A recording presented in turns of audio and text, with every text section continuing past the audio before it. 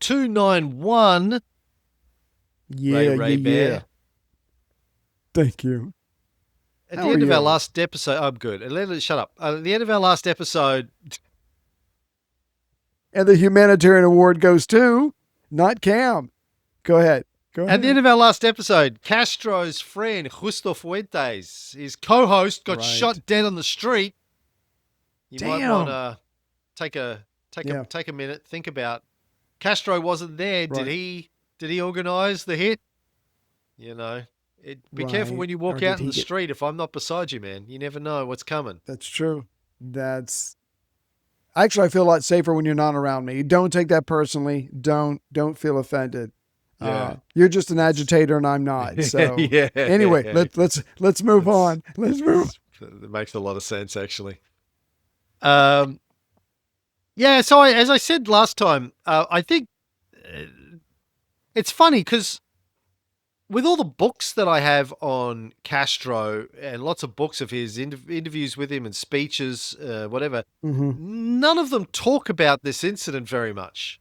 He doesn't talk about it very much. Right. But there's definitely a change in his tactics after this incident in early 1949. And I think you can join the dots. As I said last time, he's in his early 20s. He's got a pregnant wife, and one of his best friends gets shot dead because they're causing trouble over, trying to create protests around the bus fare situation. And I think he goes, okay, shit. If I'm going to survive and fulfill my destiny to make Cuba a better place, I should maybe play a smarter game here.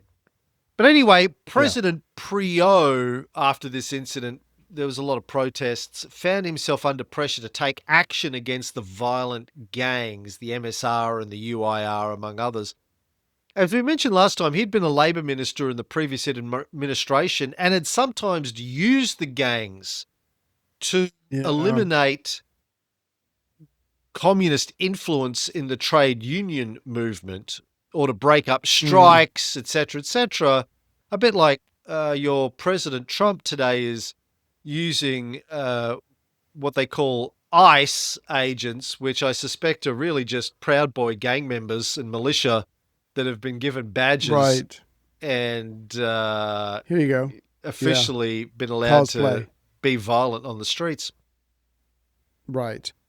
But as I suspect Donald Trump may find soon, when you unleash these sorts of monsters, they're difficult to control. And Prío now needs to rein these guys in. By the way, Fidel's links with the UIR gang at this time had become pretty strained anyway. I said last time he wasn't officially a member of UIR, but he was loosely affiliated with them. But as his politics were moving further and further to the left, they were all on the right. They were anti-communist, anti-left. That wasn't going to last very long either. Right. Well, I find Prío, his position at this moment is very interesting. Like you said, he actually hired some of these guys to fight the communists in the streets, not unlike the brown shirts in 1930s Germany. So anyways, so he's like, he's got to be careful with whatever he does. One, he's got to make the people happy. So he certainly makes some arrests. He puts some people in jail, but we're talking like a very small number of people, certainly percentage-wise as far as the gangs. Step two, and I love this because he's a government minister. He literally goes up to all these gang people and he goes, look, I'm going to give you a good paying job. It's like the sanitation department. And Tony, you don't have to show up. You just collect your checks. But whatever you do, quit being violent on the streets. These people take the checks, they take the jobs, and yet they keep being violent on the street. So it doesn't really get him anything, but he can't just go out there and blast them because, they know him. They used to work together. So he tries something. It doesn't work. The violence is still around. The people are still unhappy. And Castro still has one of many causes that he can go after because besides talking about Cuba practically being owned by America, it's the corrupt cops, the shaking down everything. So again, Prío tries something. It doesn't so much blow up in his face. I'm not. That might be going too far, but it certainly doesn't work, and so the status quo continues. In the summer of 1949, Fidel's wife, Mirta, was 6 months pregnant, and the Castros spent some time over the summer in her hometown of Oh. Banes. Mm-hmm. The town was divided into two parts by a small river. Her Right. family had houses on both halves. Remember, her father was the mayor of Banes and was also the owner of a successful legal practice. General Right. Batista was one of his clients. One half of the town was almost entirely a luxury enclave owned by the United Love Fruit that. Company.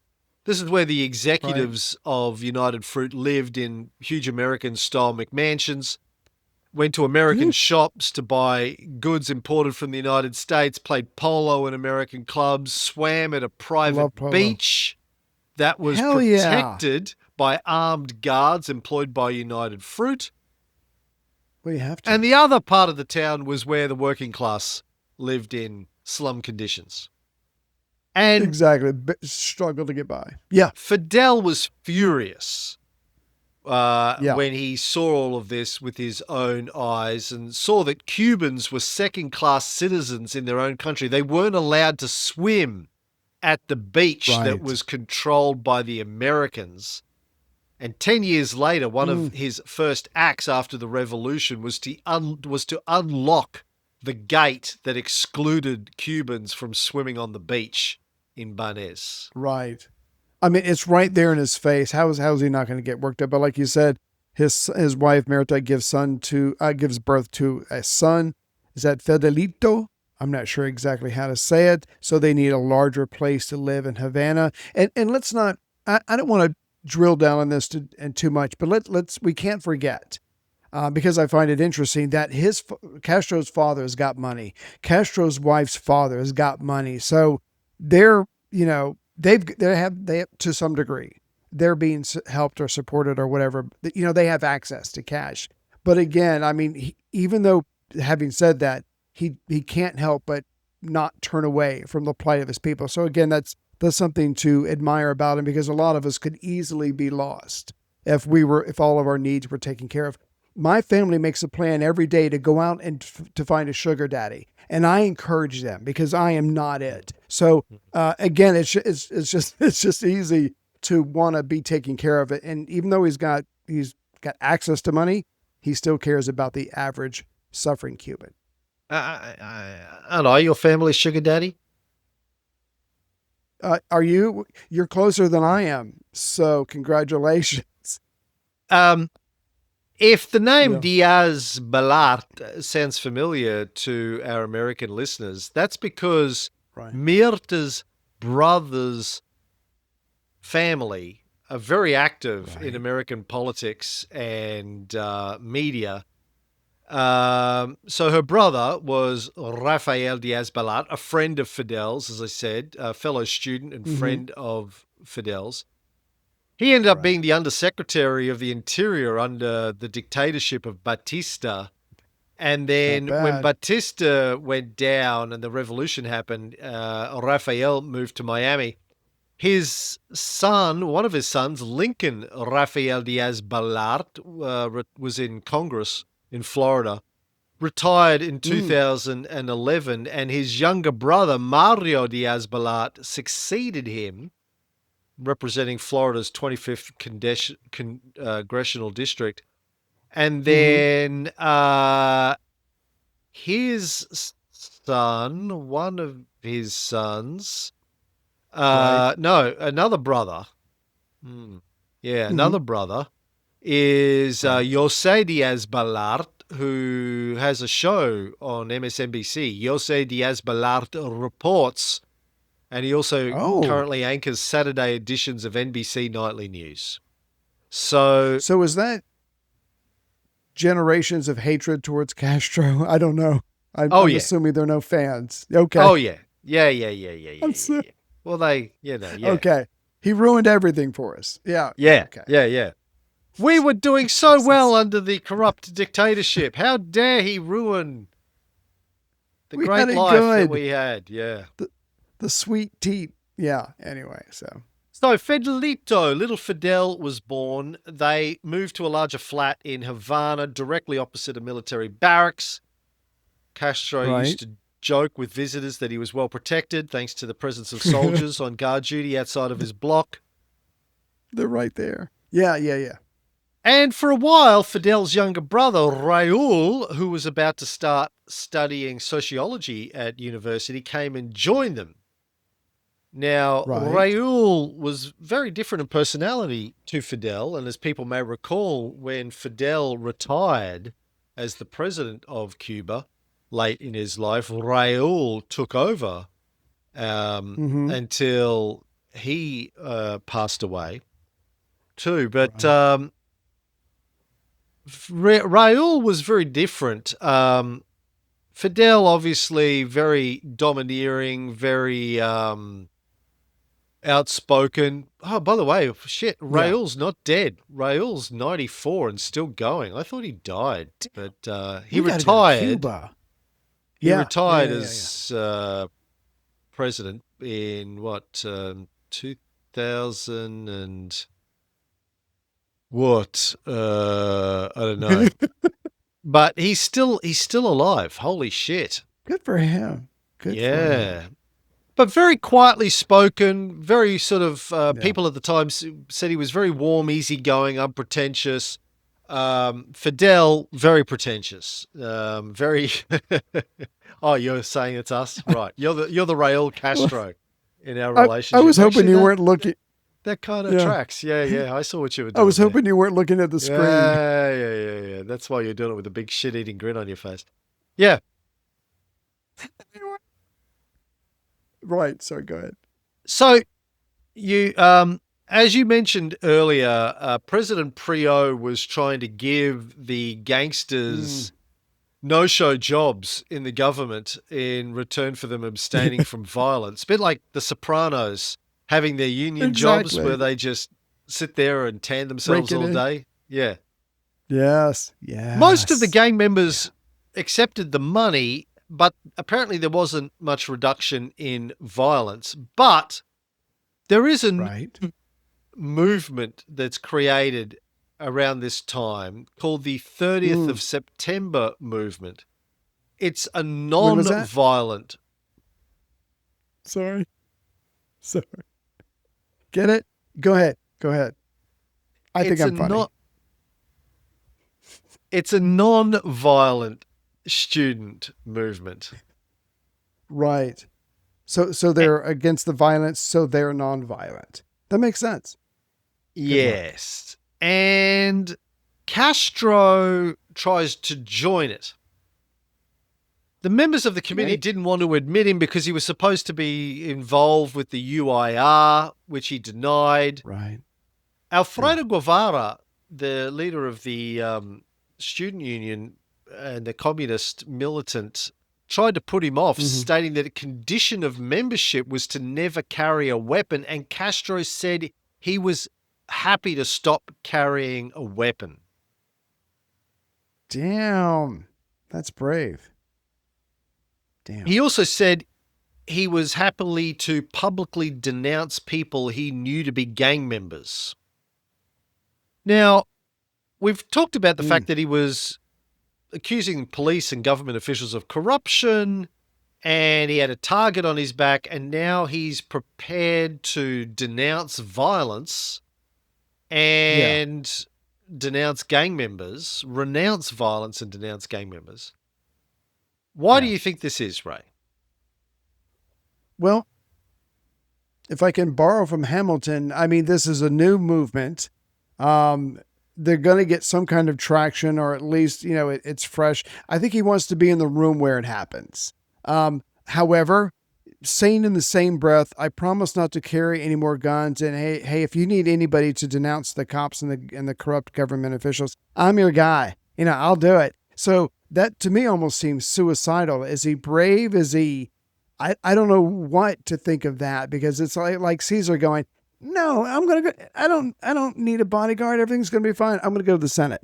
And it didn't end well for him. So I find that very perplexing, but I think he needs to be a part of whatever's going on because he just can't leave anything behind. But again, that's based on not even a Wikipedia search. What do you think? Why do you think he made this, what seems to me, potentially a suicidal move? To run for politics. Ah, And he knew that he needed to clean up his image. He had this good point. reputation for, rightly or wrongly, for being involved with these violent gang movements, and he wanted to distance himself from that. So, Right. he could be a member of a traditional political party like the Ortodoxo Party that Chibas Hmm. was. Chibas was his mentor, his political mentor. I think Right. reading between the lines, I think Chibas said, "Listen, you have a future as a candidate for Right. our party, but you can't be involved in this violent gang warfare stuff. You need to denounce that, renounce violence, Yeah. clean up your act." He's also about to graduate as a lawyer. He probably wants to go into legal practice. Again, not really Hmm. good if you have a reputation for being a violent thug. So Right. I think he's trying to clean up his clean up his image. Yeah. His relationship with the UAR too, he said that he'd only been involved with them because of the leader of the group, Emilio Tro, that he was a friend of. Tro had been Right. assassinated by the police in 1947, and Castro said he sort of lost interest in the UAR after Tro had been Mm, killed. So he was willing to right. denounce UAR members who had sold out to the government. So in the end, Mm, he was accepted to join the 30th of September movement, and he was given the task of delivering a speech at the university in November of 1949. The speech had a big right. impact. He exposed membership of the gangs and their secret deals with the government. It was published in the national press, and again just enhanced Castro's reputation as a person bold to the point of foolhardiness. He's really Exactly. prepared to say Yeah. and do things that, again, are putting a target on his back, and now he's not even carrying a gun. Yeah. Yeah. So he gives the speech in November. Believe it or not, he has to go in hiding. He hangs out at a friend's house for a couple of weeks, but he needs to get further away. So again, he has access to money from dear old dad. He gets some cash and he goes to the United States. Now, you and I would go to the, how should I put this, houses of ill repute after we stop by the library. What does this guy do? He starts boning up, getting ready for his to go back to his university days. Like I said, he's still learning language. I'm sure he's reading deep tomes at this point, but he's going to stay there for a while. But when he does come back, he does finally graduate as a doctor in law in September of 1950. So he goes. He has to run away, but he turns it to his to a positive thing, and he bones up on his studies, and it finally pays off for him. He now has his degree. 50, he graduates and he gets a new car as a graduation present from his father. Thanks, Dad. And he could have gone to work for his father-in-law. I assume his father-in-law liked him a little bit more at this Enough. stage because he's cleaned up his act, he's graduated. His Right. father-in-law, as we said a couple of times earlier, ran a prosperous legal firm. He could have got a well-paid job in a legal partnership, but decides to take another path. He uh, joins yeah. up with two of Opposite. his fellow law graduates, and they set up a legal partnership to help poor people assert their rights. They set up shop in a Exactly. small, sparsely furnished office in a rundown area of old Havana and basically start giving away legal advice.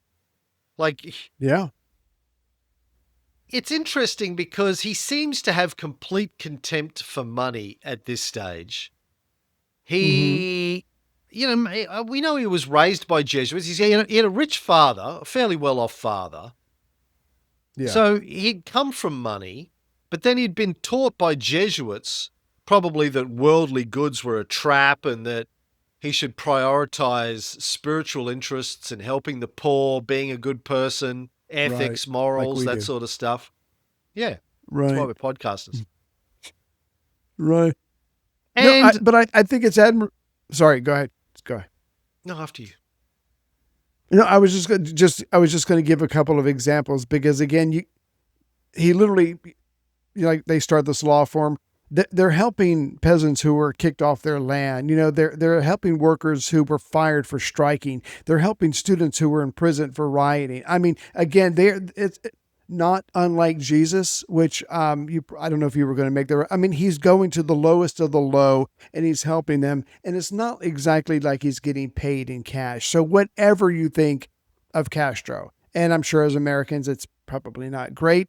I mean, if he's undercover, this is deep undercover. He is helping those who cannot help themselves, and he's being paid in goods. I don't know if it's eggs. I don't know if it's wood. I don't know, whatever the hell, but he's certainly not getting cash. Again, this is a period of his life that no matter what you think of Castro, I think is admirable in the extreme. Just more evidence that he really cared about doing good work. He's about helping Right. Walk people the from a walk. very young age. Yeah.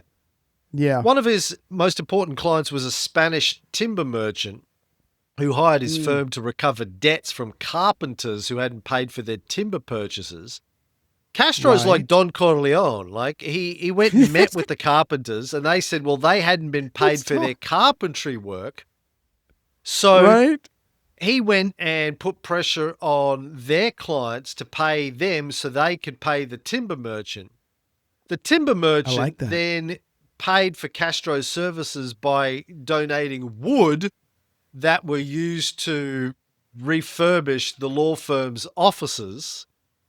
Wow. He, um, he also represented market stall owners who were being Hmm. harassed or extorted by the police. He only took payment Yeah. from them in terms of goods from their stalls, food, drink, whatever it was. He liked to Right. walk around the markets and just help himself to food, and they would just smile. He's He's a Don Corleone, just taking an orange, taking an yes. apple. They're giving Yes. him He's a food. hero. Yeah. Yeah. I He's a gotcha. hero to the I gotcha. locals. He tried Right. to take legal action against the American-owned Cuban telephone company on behalf of subscribers who claimed that the tariffs were too high. He represented Yeah. slum dwellers whose buildings were about to be demolished to make way for a public square and got some compensation for them. Right. He was just out there to help the oppressed and the poor by providing cheap, free legal services. He's Saul Goodman. He's trying Right. to help Right. the underprivileged. A young friend borrowed and crashed his brand new car, and when the friend's wealthy father Oh. offered to pay for the damages, Castro rejected the offer, said that the only thing that concerned him was his friend's injuries. Wow. Good guy Castro. Wow. How's things on the home front? He's Jesus out in the streets. How's things when he enters the dwelling that he shares with his wife and baby? Yeah, maybe we could say he's a little bit neglectful of the home life. Right. Yeah. They have no money because he's not charging his clients money. So Right. they bought furniture for the flat on an installment plan, but then he ignored the reminders to pay and all of the furniture got repossessed. His wife came home and there Right. wasn't even the cot for the baby. Oh. Electricity Yeah. kept getting cut off because he failed to pay the electricity bills. His wife Hmm. complained that they were so short of money she couldn't even buy food for the baby. So, Yeah. yeah, he's all He's about stretched doing thin. good for the poor, but not Right. really looking after the home life. So, again, these stories tend to indicate that he was the real deal. Like he really Yeah. was trying to do good work to help the poor people, even, not providing for his own home life at all at this stage, Right. to Right. the At the extent expense that, of. yeah, it was damaging his marriage and his home life. Exactly. Yeah. In What's November next? Yeah. 1950, Yeah. Castro gets arrested in the town of Cienfuegos. He had Right. gone there to support high school students who were protesting a decision by the education ministry to prohibit student associations in schools. There was a 4-hour running battle between students and police. Castro's in the middle of it. He gets beaten up again, charged with using violence against the police, and then taken to the Right. provincial capital of Santa Clara. In his weekly Yeah. radio broadcast, Eddie Chabas protested Castro's arrest. There was a demonstration in front of the prison where Castro was being held. He issued a defiant Wow. statement to the press, insisted on conducting his own defense at the trial. In court, he went on a long harangue against the government and the police. And the Right. magistrate, probably unhappy that Castro was using his courtroom as a political platform, dismissed the Yeah. charges and ordered his release. Yeah, like we don't need to hear all this, and it's probably all true, and nobody wants. No, just go, just go. So again, he gets lucky. I mean, so many bad things could have happened to him while he was in jail, but it didn't, and it gets to the point where the judge is like, "I would just rather see the back of you." So again, he's under a special star. He's being protected.